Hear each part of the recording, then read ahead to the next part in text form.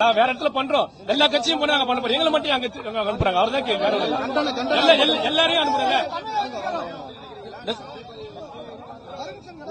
இல்ல சார், காவல்துறை அவங்க மேலெடுத்து பிரச்சனை சொல்றாங்க. அவங்க நம்ம குறை சொல்ல முடியாது. அவங்களோட அவங்க பணி சுமை அப்படி நம்ம ஒண்ணு அவங்க தப்பா சொல்ல. Okay okay, thank you sir. இஸ்லாமியர்களின் உரிமைகளை பறிக்காதே, தலையிடாதே தலையிடாதே தலையிடாதே தலையிடாதே வக்பு சொத்துக்களில் ஒன்றிய அரசே தலையிடாதே, வக்பு சொத்துக்களில் ஒன்றிய அரசே தலையிடாதே. எதற்கு எதற்கு? தமிழக வெற்றி கழகத்தோட தோழர்களுக்கும் பொதுமக்களாகிய அனைவருக்கும் வணக்கத்தை தெரிவிச்சுக்கிறேன். நேற்று நடந்த போராட்டம் நீங்கள் எல்லாருமே பார்த்துருக்கீங்க. கிட்டத்தட்ட 234 தொகுதியிலையும் பார்த்தீங்கன்னா ஸ்தம்பிச்சிச்சுன்னு சொல்லலாம். அந்த அளவுக்கு பார்த்தீங்கன்னா தளபதியோட ஒரு வார்த்தைக்கு தோழர்கள் இறங்கி செஞ்ச சம்பவம் மிகப்பெரிய சம்பவம். ஸோ தமிழ்நாட்டில் பல இடங்களில் பார்த்தீங்கன்னா மாவட்ட செயலாளர்கள் அரெஸ்ட் பண்ணியிருக்காங்க, தோழர்களை நிறைய பேர் அரெஸ்ட் பண்ணியிருக்காங்க. நிறைய போராட்டங்கள் பார்த்தீங்கன்னா பயங்கரமாக நடந்திருக்குன்னு சொல்லலாம். நம்மளும் மத்திய சென்னை மாவட்டம் சார்பாக பார்த்தீங்கன்னா அண்ணன் பூக்கடை குமாரண்ணன் அவர் தலைமையில் நம்மளும் நேற்று போராட்டத்தில் கலந்துருந்தோம். அதனால தான் நேற்று நம்ம வீடியோ கூட போடலை. ஸோ அதில் நடந்த நிறைய இஷ்யூஸு, நிறைய கேள்விகள், நிறைய மெசேஜஸ் எல்லாம் பார்த்தேன். ஆன்லைனில் ஃபேஸ்புக்லேயும் சரி, எக்ஸ் தளத்தில், இன்ஸ்டாகிராம்லலாம் நிறைய கேள்விகள், நிறைய ரூமர்ஸு கிளப்பி விட்டுட்டே இருக்காங்க. நம்மளை ட்ரோல் பண்ணிடணும். அதாவது எப்படி ரஜினிகாந்த் அவர்கள் பார்த்தீங்கன்னா அரசியல் வரும்போது ஒரு ட்ரோலை கிரியேட் பண்ணி அதை வந்து ஒரு காமெடியாக மாற்ற ட்ரை பண்ணாங்களோ, அதே விஷயம் தமிழக வெற்றி கழகத்துக்கும் பண்ணலாம்னு சொல்லி திமுகவோட ஐடி விங்கு பயங்கரமாக வேலை செய்யுது. ஸோ அதை பார்த்து நிறைய விஷயங்கள்லாம் பார்த்தேன். அதெல்லாம் அட்ரஸ் பண்ணோம். வகுப்பு சட்டம் திருத்தத்தை பற்றியும், ஸோ அது நடக்கிற செயல்பாடுகளை பற்றியும், அதில் என்னென்ன பிரச்சனைகள் இருக்குன்றதெல்லாம் பேசணும்னு முடிவு பண்ணேன். நேற்றே இந்த வீடியோ போடணும்னு நினச்சேன். சரி, போராட்டங்கள்லாம் முடிஞ்சு இதோட களம் ரிசல்ட் எப்படி இருக்குன்னு தெரிஞ்சு அப்புறம் நம்ம வீடியோ போடுவோம்னு நினச்சேன். நிஜமாலே ரிசல்ட்டு நல்லா பாசிட்டிவாக தான் வந்திருக்கு. தமிழ்நாட்டில் இந்த அளவுக்கு ஒரு தளபதி ஒரு சொல்லுக்கு இப்படி மக்கள், அதாவது நம்ம தோழர்கள் இறங்கி வேலை செய்வாங்கன்றது என்னால் கண் எதிர்க்கையும் பார்க்க முடிஞ்சுது. சோஷியல் மீடியாலையும் நிறைய வாட்ஸ்அப் குரூப்லேயும் வீடியோஸ்லாம் பார்க்கும்போது தெரிஞ்சுது. ஸோ வாங்க டீட்டெயிலாக அதை பற்றி பேசுவோம்.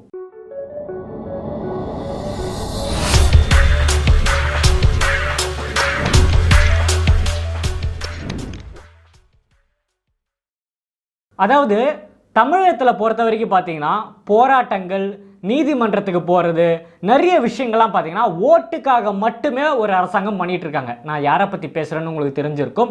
ஸோ இந்த வகுப்பு வாரியத்தை எதிர்த்து பார்த்தீங்கன்னா திமுக கோர்ட்டில் பார்த்தீங்கன்னா கேஸ் போட்டிருக்காங்கன்னு சொல்லி ஒரு அறிவிப்பெல்லாம் வந்தது. ஸோ நம்ம தமிழக வெற்றி கழகம் சார்பாக பார்த்தீங்கன்னா நேற்று நிறைய இடத்துல போராட்டங்கள் நடத்தணும். அதில் பல பேரை பார்த்தீங்கன்னா அரெஸ்ட் பண்ணியிருக்காங்க. அண்ணா நகர்லையும் சரி, தென் சென்னையிலும் சரி, நிறைய வெளி மாவட்டங்களில், நிறைய இடத்துல ஊர் சைட்லலாம் பார்த்தீங்கன்னா நிறைய தோழர்களை அரெஸ்ட் பண்ணியிருக்காங்க. நான் இந்த நேரத்தில் ஒரு கேள்வியை கேட்கணும்னு நினைக்கிறேன்.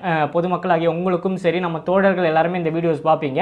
ஒரு விஷயம் மட்டும் நான் கேட்கணும்னு விரும்புகிறேன். அதாவது நம்ம எதிர்க்கிற விஷயத்தை தான் திமுகவும் எதிர்க்கிறாங்கன்னு சொல்கிறாங்க. அப்போ நம்ம போராடும் போது அவங்க நமக்கு சப்போர்ட் தானே பண்ணணும்? இல்லை நம்மளோட விஷயங்கள் தான் அவங்க பேசுகிறாங்க, அவங்களும் இஸ்லாமியர்களுக்காக தான் சப்போர்ட் பண்ணுறாங்க, அதோட தீர்மானமும் நம்ம திட்டத்தில் இருக்குது. அதாவது தமிழக வெற்றி கழகத்தோட பொதுக்கூட்டத்தில் கிட்டத்தட்ட 17 தீர்மானங்கள் சொன்னாங்க. அதில் முதல் தீர்மானமே பார்த்தீங்கன்னா வகுப்பு வாரிய திருத்தத்தை பற்றி தான், அந்த விஷயத்தை பற்றி தான் தீர்மானத்திலே ஃபஸ்ட்டு பாயிண்டில் இருந்தது. அப்போ நம்ம எதை எதிர்க்கிறோன்றது திமுகவுக்கு நல்லாவே தெரியும். ஸோ அவங்களும் அதுக்கான விஷயங்கள் சொல்லியிருந்தாங்க. அதாவது நீதிமன்றத்தில் கேஸ் கொடுத்துருக்கோன்னு சொன்ன ஒரு திமுக அரசு இப்போ என்ன பண்ணியிருக்காங்கன்னா நம்ம தோழர்கள் இறங்கி போராடும் போது அவங்கள அரெஸ்ட் பண்ணுறாங்க. இதில் எந்த விதத்தில் நியாயம் சொல்லுங்கள் பார்ப்போம். இப்போ காவல்துறை யார் சொன்னால் கேட்குது? அவங்க எதுக்கு வந்து நிற்கிறாங்க? நாங்கள் பர்மிஷன் கேட்டால் பர்மிஷன் கிடையாது, உங்களுக்கு பர்மிஷன் தரக்கூடாதுன்னு சொல்லியிருக்காங்க அப்படின்றாங்க. ஸோ சில இடத்துல பர்மிஷன் கொடுத்துருக்காங்க, நைட்டு ஃபோன் பண்ணி சொல்கிறாங்களா உங்களுக்கு பர்மிஷன் கொடுக்கக்கூடாதுன்னு சொல்லியிருக்காங்கன்ட்டு. ஸோ இதெல்லாம் விடுங்க. பர்மிஷன் கொடுத்து நிறைய இடத்துல பார்த்தீங்கன்னா அடுத்த நாள் பஸ்ஸை வச்சு நிறைய பேர் ஏற்றி கூட்டிகிட்டு போயிருக்காங்க. மண்டபத்தில் வச்சு ரொம்ப நேரம் உட்கார வச்சு நிறைய பெண்களையும் சரி, மாவட்ட செயலாளர்கள் எல்லாருமே உட்கார வச்சு ஈவினிங் அனுப்பிச்சிட்டு இருக்காங்க. ஸோ இதுலேருந்து ஒரு விஷயம் நமக்கு கிளியராக தெரியுது. யார் ஏ டீம், யார் பி டீம், எல்லா விஷயம் உங்களுக்கு தெரியுது. அதாவது இந்த சட்ட திருத்தம் கொண்டு வந்தோடனே நீதிமன்றத்தில் கேஸ் போட்டிருக்கோம்னு சொன்ன திமுக உடனே பார்த்தீங்கன்னா பிரைம் மினிஸ்டர் வரும்போது அவங்களோட கை குலுக்கி பேசுகிறதும் சிரிக்கிறதும், அதாவது தமிழகத்தில் எந்த ஊருக்கு அவர் வந்தாலும் உடனே இங்கேருந்து நம்ம சிஎம் கிளம்பி போயிடுவார் அவரை பார்க்கறதுக்கு. ஸோ இவ்வளோ பிரச்சனைகள் நடக்கும்போது நம்ம ஒருத்தரை எதிர்க்கும் போது எதிர்வினையை எப்படி காமிக்கணும்? நம்ம வெறும் சோஷியல் மீடியாவில் மட்டும் ஒரு பகுதியில் மட்டும் இந்த பலூன் விடுறது, கோ பேக் மோடின்னு சொல்கிறது, இந்த அரசாங்கம் இந்த மேஜிக் காட்டாமல் களத்தில் இறங்கி போராடணும். இப்போ நாங்கள் இறங்கி போராடணும்ல. ஸோ எங்களை அரெஸ்ட் பண்ணுறது தான் இந்த அரசு பண்ண வேண்டிய விஷயமா? இதை கொஞ்சம் யோசிச்சா உங்களுக்கு தெரியும். ஸோ யாருக்கு வேலை பார்க்குறாங்கன்னு உங்களுக்கு ஓரளவுக்கு தெரியும். அதாவது இஸ்லாமியர்களோட ஓட்டு வாங்குறதுக்கும், ஸோ அவங்கள ஏமாற்றி இப்போ எலெக்ஷன்லாம் வரப்போகுது, அவங்கள நம்ம கூட வச்சுக்கிட்டு அவங்களோட ஓட்டு வாங்குறதுக்காக மட்டும் நாங்கள் உங்களுக்கு சப்போர்ட் பண்ணுறோன்னு சொல்லி போராட்டமே கிடையாதுங்க. ஸோ அவங்கள ஏமாற்றி ஓட்டுக்காக மட்டும் இஸ்லாமியர்களை யூஸ் பண்ணுறது. இப்போ ரீசெண்டாக கூட பார்த்துருப்பீங்க, இஃப்தார் நிகழ்ச்சிக்கு உதயநிதி ஸ்டாலின் தலைமையில் நடக்கிற இஃப்தார் நிகழ்ச்சிக்கு பார்த்தீங்கன்னா குப்பை வண்டியில் அந்த சாப்பாடை எடுத்துகிட்டு வராங்க துறைமுகம் தொகுதியில். இந்த மாதிரி கீழ்த்தரமான விஷயங்கள் பண்ணுற அரசு தான் திமுக அரசு, அதில் எந்த மாற்றமே கிடையாது. ஸோ இப்போ வகுப்பு வாரிய திட்டத்துக்கு வருவோம். இப்போ நிறைய சோஷியல் மீடியாவில் பார்த்த விஷயங்களை பற்றி நான் பேசுகிறேன். திமுகவோட ஐடி இங்கே போடுற விஷயம்தான். அதாவது தமிழக வெற்றி கழகத்தில் இருக்கிற பசங்களுக்கு எதுவுமே இது வகுப்பு வாரியம் என்னன்னே தெரியாது. இதுக்காக அவங்க போராடுறாங்க, இஸ்லாமியர்களுக்காக போராடுறாங்க, யாராவது கூப்பிட்டு கேளுங்க இது என்னன்னு கேளுங்க. அதாவது இப்போ நடந்த போராட்டம் எல்லாத்திலும் எல்லா மாவட்ட செயலாளர்களும் அங்கே வந்து நிர்வாகிகள்லாம் ப்ரெஸ் மீட் கொடுத்துருக்காங்க. எங்கள் பொதுச் செயலாளரும் பேசியிருக்காரு, நீங்கள் எல்லாருமே பார்த்துருப்பீங்க. ஸோ இவங்க என்ன பிளான் பண்ணுறாங்கன்னா, அதாவது இந்த தமிழக வெற்றி கழகத்தில் இருக்க யாருக்குமே இந்த அரசியலே தெரியாது, இதை பற்றி எதுவுமே தெரியாது, சும்மா ப்ரொமோஷனுக்காகவும் பப்ளிசிட்டிக்காகவும் பண்ணுறாங்க. நான் இப்போ சவால் விட்டு சொல்கிறேன், இப்போ இருக்கிற எம்எல்ஏஸ், அதாவது திமுகவில் இருக்கிற டாப் எம்எல்ஏஸே நான் சொல்கிறேன், எம்எல்ஏஸை கூப்பிட்டு ஒரு ஹால் புக் பண்ணி உள்ளே உட்கார வச்சு எல்லா ப்ரெஸ்ஸையும் கூப்பிட்டு, அதாவது பொதுவான ப்ரெஸ்ஸு, நம்ம செட்டிங் பண்ணுற ப்ரெஸ்ஸு கிடையாது, பொதுவான ப்ரெஸ் மெம்பர்ஸ் எல்லாரையும் கூப்பிட்டு உட்கார வச்சு கேள்வியை கேட்க சொல்லுங்கள். ஏன் இந்த வாரிய திருத்தத்தை பற்றியே வகுப்பு வாரிய திருத்தத்தை பற்றியே கேள்வி கேட்க சொல்லுங்கள், அவங்க என்ன சொல்கிறாங்கன்னு தெரியும். ஏன் துணை முதலமைச்சரையும் கூப்பிட்டு உட்கார வச்சு ரூம்குள்ளே அடைச்சி உட்கார வச்சு எல்லாம் ப்ரெஸ்ஸையும் உட்கார வச்சு கேள்வி கேட்க சொல்லுங்கள். இதில் எத்தனை எம்எல்ஏக்கள் எத்தனை திமுகவை சேர்ந்த நிர்வாகிகள்லாம் இதுக்கான பதில் சொல்கிறாங்க பார்க்குறோம். அதுக்கப்புறம் நீங்கள் எங்களை கேள்வி கேளுங்க. பொது சிவில் சட்டம் கொண்டு வரப்படும்.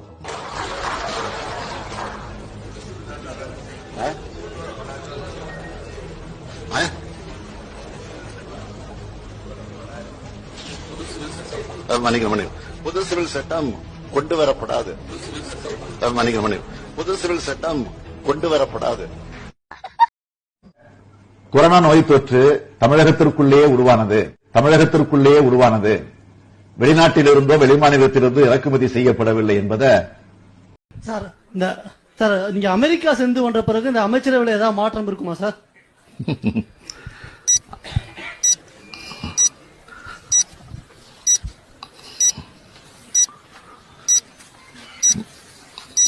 மாறுதல் ஒன்றுதான் மாறாதது.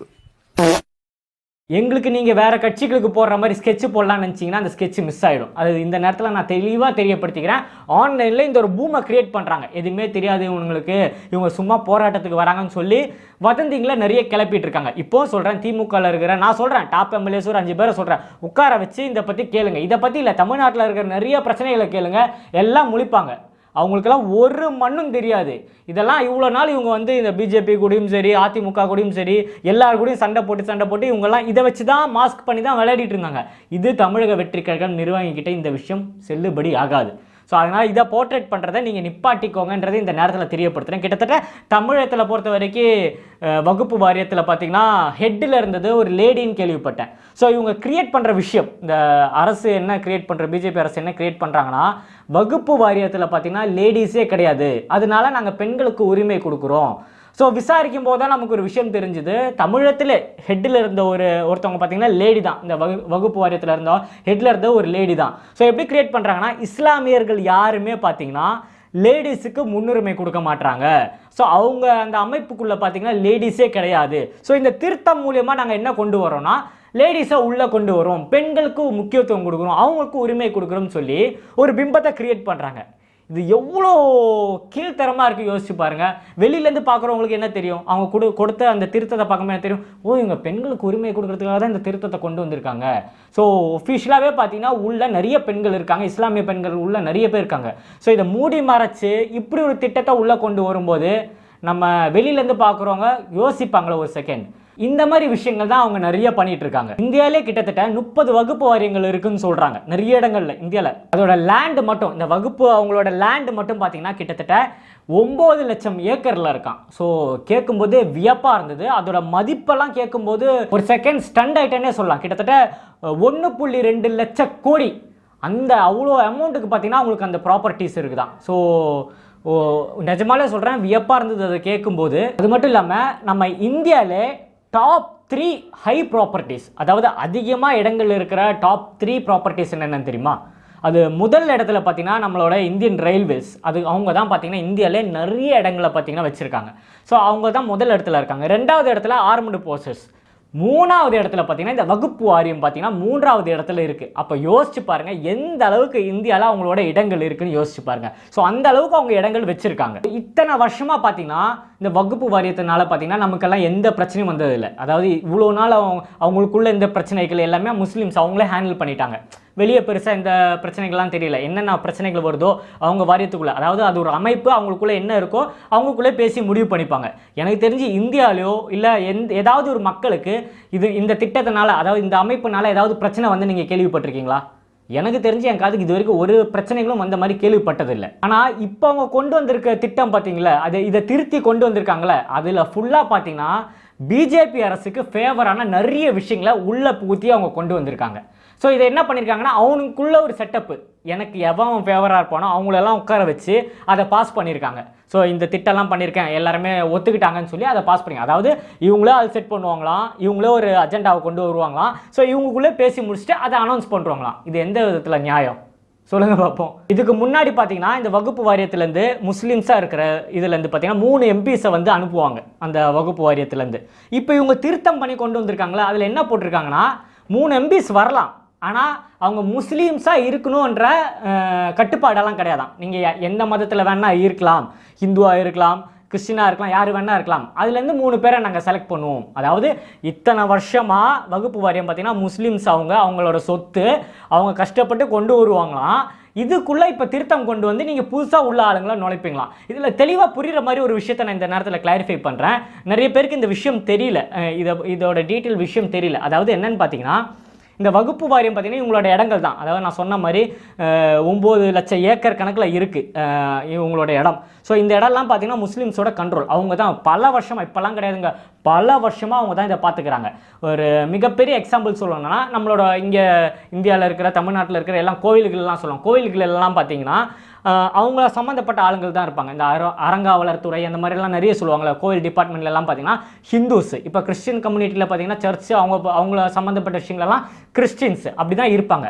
அதே மாதிரி இந்த வகுப்பு வாரியத்தில் இது அவங்களோட உரிமை. அதாவது அவங்க தொழுவறதுக்கு, அவங்க இறந்த பிறகு கொண்டு போய் அடக்கம் பண்ணுற இடங்கள், அவங்க வாழற இடங்கள், அவங்களோட காலனி, அந்த மாதிரி நிறைய இடங்கள்லாம் இருக்கும் பாருங்கள் முஸ்லீம் சம்மந்தப்பட்ட இடங்கள். இதெல்லாம் பார்த்தீங்கன்னா இந்த அமைப்புக்குள்ளே தான் வரும், வகுப்பு வாரியத்துக்குள்ளே தான் வரும். ஸோ இவங்களோட ஒரு குடும்பம்னு சொல்லலாம், அவங்களோட ஒரு சொத்துன்னு சொல்லலாம். அதில் அவங்க நிறைய சோஷியல் வெல்ஃபேர் ஆக்டிவிட்டீஸ், மக்களுக்கு சேவைகள் நிறைய பண்ணுறாங்க, பள்ளுவாசல் இருக்குது, மதரசா கட்டுறாங்க, அந்த மாதிரி நிறைய விஷயங்கள் பார்த்தீங்கன்னா அவங்க சம்மந்தப்பட்ட விஷயங்களாக அவங்க பண்ணிட்டு வராங்க. ஸோ திடீர்னு பார்த்தீங்கன்னா நம்ம பிஜேபி அரசு உள்ளே பூந்து இதுக்குள்ளே பார்த்தீங்கன்னா நான் முஸ்லீம்ஸாக இருக்கவங்களும் இந்த அமைப்புக்குள்ளே வரலாம், இந்த வகுப்பு வாரியம் அமைப்புக்குள்ளே பார்த்தீங்கன்னா நான் முஸ்லீம் மெம்பர்ஸும் உள்ளே வரலாம் அப்படின்றாங்க. இதுக்கு அர்த்தம் என்ன? அதாவது முஸ்லீமோட ஏரியா, அவங்களோட சொத்து, அவங்க இத்தனை வருஷமாக பாதுகாத்து கொண்டு வருவாங்க. இப்போ நான் ஒரு கேள்வி கேட்குறேன், இதே கோவிலுக்குள்ளே முஸ்லீம்ஸை நீங்கள் அலோவ் பண்ணுவீங்களா? அதுக்குள்ளே இப்போ பூசாரியை மாற்றிட்டு முஸ்லீம் ஒருத்தரை கூப்பிட்டு உள்ளே இருக்க வைப்பீங்களா? அதை விடுங்க. இப்போ அகரகாரம் அந்த மாதிரி நிறைய கோயில் அந்த சம்மந்தப்பட்ட ஏரியாஸ் எல்லாம் பார்த்துருப்பீங்க. கும்பகோணம் சைட்லாம் போனால் நீங்கள் பார்க்கலாம், நிறைய ஹிந்துஸோட ஏரியா. அதுக்குள்ளே ஒரு வீடு முஸ்லீமுக்கு நீங்கள் கொடுப்பீங்களா? 2க்கு கொடுப்பீங்களா? இல்லை இப்போ இருக்கிற ஐயர் வீடுங்களே பாருங்கள், நிறைய இடத்துல ஐயர் வீடுங்க இருக்குது, கிறிஸ்டின்ஸ் வீடுங்க இருக்குது. அவங்க வீட்டில் முஸ்லீம்ஸ் தங்க வைப்பீங்களா? அதை மட்டும் நீங்கள் எதுவும் பண்ண மாட்டீங்க. ஆனால் இவங்களுக்குள்ளே பார்த்தீங்கன்னா புதுசாக நீங்கள் ஆளை உள்ளே கொண்டு வரீங்க. இது எந்த அளவுக்கு நியாயம் எனக்கு சுத்தமாக தெரில. அப்படி கொடுத்தனால சமத்துவமாக கூட எல்லாத்துக்கும், கோயிலுக்குள்ளே முஸ்லீம்ஸுக்கு ஒரு போஸ்டிங் கூட. நம்ம தமிழக வெற்றி கழகத்தில் இருக்கிற கொள்கை பரப்பில் இருக்கிற ராஜ்மோகன் அவர்கள் சொன்ன ஒரு விஷயம் வந்துட்டிங்கன்னா ஒரு ஐ ஓப்பனிங்காக இருந்துன்னு சொல்லலாம். என்ன சொன்னார்னா, தஞ்சாவூர் சைடில் ஒரு கிராமத்தில் பார்த்தீங்கன்னா கிட்டத்தட்ட 300 வருஷமாக ஹிந்துக்கள் பார்த்தீங்கன்னா முஸ்லீம்ஸோட பண்டிகை, அதாவது முகரம் பண்டிகையை கொண்டாடுறாங்களாம். கேட்கும்போது அவ்வளோ ஷாக்கிங்காக இருக்குது. அந்த அளவுக்கு நம்ம தமிழ்நாட்டில் ஒற்றுமையாக இருக்கும். ஸோ அதே மாதிரி பார்த்தீங்கன்னா கிறிஸ்டின்ஸ் ஃபங்க்ஷனுக்கு கிறிஸ்டின்ஸோட நிறைய ஃபேக்ட்ரி, பெரிய பெரிய ஃபேக்ட்ரியில் பார்த்தீங்கன்னா முஸ்லீம்ஸ் ஹிந்துவெல்லாம் வேலை செய்கிறாங்க. எத்தனை முஸ்லீம்ஸ் தெரியுமா இந்த சபரிமலைக்கு விரதம் இருந்து மாலை போட்டு போகிறாங்க? இதெல்லாம் ராஜ்மோகன் அவர் சொல்லும்போது நான் ஆமால இதெல்லாம் இருந்து தமிழ்நாட்டில் இவ்வளோ விஷயங்கள் நடக்குது. ஸோ இதெல்லாம் இருந்து இவங்க ஏன் இது பண்ணுறாங்க? ஒருவேளை சண்டை மூட்டி விடுறதுக்கு, இது கலவரம், ஒரு மத கலவரம் கிரியேட் பண்ணணும், இதுக்காக இவங்க பிளான் பண்ணுறாங்களோ? இவ்வளோ விஷயங்கள் யோசிக்க தோணுது. ஸோ அவங்களோட சொத்துக்களை வந்து பிரித்து நீ யார் யாருக்கும் கொடுக்கலாம். இப்போ என்ன நான் முஸ்லீம்ஸும் உள்ளே வரலான்றாங்க இந்த அமைப்பில், இந்த போஸ்ட்டில். இந்த கிட்டத்தட்ட இந்தியாவில் 30 இடத்துல இருக்குன்னு சொன்னல இந்த அமைப்பு. அந்த எல்லா இடத்துலையும் பார்த்தீங்கன்னா யார் வேணால் உள்ளே போகலாம், நான் முஸ்லீம் இருக்கணும்னு அவசியம் இல்லைன்றாங்க. அப்போ யாரை உள்ளே அனுப்புவீங்க? பிஜேபியில் இருக்கிற முக்கியமான நிர்வாகிகளை உள்ளே அனுப்புவீங்களா? உள்ளே அனுப்புனா அவர் என்ன பண்ணுவார்? இவங்க இப்போ இந்த வாரியத்தில் பார்த்தீங்கன்னா நிறைய மக்கள் விஷயங்கள் பண்ணாங்க. அவங்க போய் இந்த மக்கள் விஷயங்களை பண்ண போகிறாங்க. உள்ளே போய் என்ன பண்ணுவாங்க? அதையெல்லாம் கேப்சர் பண்ணி, அதாவது டாப் 3ல் பார்த்தீங்கன்னா அதில் 1 முஸ்லீம்ஸ் கிட்ட இருக்குது. இதில் என்ன பண்ணுவீங்க? நீங்கள் உள்ளே கொண்டு வரலான்னு பார்க்குறீங்க. இதுதானே உங்களோட அஜெண்டா, இதுதானே உங்களோட பிளானு. ஸோ இவ்வளோ விஷயங்கள் பார்த்தீங்கன்னா உள்ளே புகுத்து கொண்டு வரதில் ஒரு அர்த்தமும் இல்லை. இதனால தான் தமிழக வெற்றி கழகம் முதல் தீர்மானமே கொண்டு வந்து இதை நாங்கள் எதிர்க்கிறோம், இதை வந்து இந்த திருத்தத்தை நீங்கள் திருப்பி எடுத்துக்கணும்னு சொல்லி நாங்கள் இறங்கி போராடுறதுக்கு காரணமே இதுதான். ஸோ பல இடங்களில் பார்த்தீங்கன்னா முஸ்லீம்ஸ் உள்ளே இறங்கியிருக்காங்க. அப்படின்னு பார்த்தீங்கன்னா ஒருத்தராச்சும் சப்போர்ட் பண்ணணும்ல. இந்த திட்டம் இவங்க திருத்தினது வந்து ஜென்யூனாக இருந்தது, இதில் எல்லாருக்குமே நல்லது நடக்குது, எல்லாருமே சொல்லுவாங்க இதில் நல்லது நடக்குதுன்னா நீங்கள் என்ன பண்ணியிருப்பாங்க? முஸ்லீம்ஸ் யாரும் போராடி இருக்க மாட்டாங்க. ஓகே, எங்களுக்கு நல்லது நடந்திருக்கு. ஏன் எல்லாருமே இதுக்கு யாருமே ஆதரவு கொடுக்க மாட்டாங்க, இறங்கியிருக்காங்கன்னா அவங்களுக்கு தெரியுது நீ அவங்க இடத்த அவங்கக்கிட்டே கேட்காம நீ பிடுங்குறனா நீ எவ்வளோ பெரிய தில்லாலங்கடியாக இருப்ப. அதை நாங்கள் ஒரு காலம் அனுமதிக்க மாட்டோம். எங்கள் தலைவர் தளபதி சொல்கிற மாதிரி நாங்கள் இறங்கி போராடுவோம். ஸோ எங்கள் உயிர் உள்ள வரை இஸ்லாமிய சகோதரர்களுக்கும் தமிழகத்திலையும் எந்த இடத்துல அவங்களுக்கு என்ன பிரச்சனை வந்தாலும் எங்கள் தலைவரோட ஆணைக்கிணங்க நாங்கள் இறங்கி இதில் ஒர்க் பண்ணுவோன்றதில் எந்த சந்தேகமும் இல்லை. அதே மாதிரி நாங்கள் வில்லிவாக்கத்தில் பார்த்திங்கன்னா நேற்று போராட்டத்தில் இறங்கியிருந்தோம். மக்களுக்கு இந்த விஷயத்தை நிறைய இடத்துல கொண்டு போய் சேர்த்தோம். நிறைய பேருக்கு இந்த விஷயமே தெரியல. ஸோ இதை வந்து நான் அவங்களோட உரிமையை அவங்கக்கிட்டே நாங்கள் திரும்பி கொடுக்குற வரைக்கும் பார்த்திங்கன்னா இந்த போராட்டம் தொடரும்ன்றதை இந்த நேரத்தில் தெரியப்படுத்திக்கிறேன். உயிர் உள்ளவரை தலைவர் தளபதியை பற்றியும் தமிழக வெற்றி கழகத்தையும் பேசிக்கிட்டே இருப்பேன். இன்னும் நிறைய வீடியோவில் சந்திப்போங்க. ஸ்டாட்டா டேக்கர் பபாய். நான் உங்கள் ஏஜே. நன்றி. எதிர்த்து போராடி கொண்டிருக்கின்ற பொழுது இந்த மாநிலத்தை ஆண்டு கொண்டிருக்கின்ற திமுக அரசாங்கம் எதற்காக கட்டுப்பாடு விதிக்கணும்? எதற்கு நீங்க கைது பண்ணணும்? காலையிலிருந்து எங்க தோழர்கள் வீதியில் இறங்கி போராடி கொண்டிருக்கின்ற பொழுது அனுமதி கொடுப்பதில்லை. இதைதான் எங்க தலைவர் பாசிசம் பாயாசம் என்று சொல்கிறார். அமைதியான முறையில தான் போராடுறோம். திமுக நேற்று சட்டமன்றத்தில் தீர்மானம் நிறைவேற்றிருக்கிறீங்க. இந்த வகுப்பு சட்ட திருத்த மசோதாவை நாங்கள் ஏற்றுக்கொள்ளவில்லைன்னு சொல்லியிருக்கிறீங்க. அதை தான் எங்க தலைவரும் சொல்லியிருக்கிறாரு. அதன் அடிப்படையில் தான் நாங்கள் போராடி கொண்டிருக்கிறோம். அப்ப போராடி கொண்டிருக்கின்ற பொழுது அதை நசிக்க வேண்டிய தேவை ஏன் திமுக? எதற்கு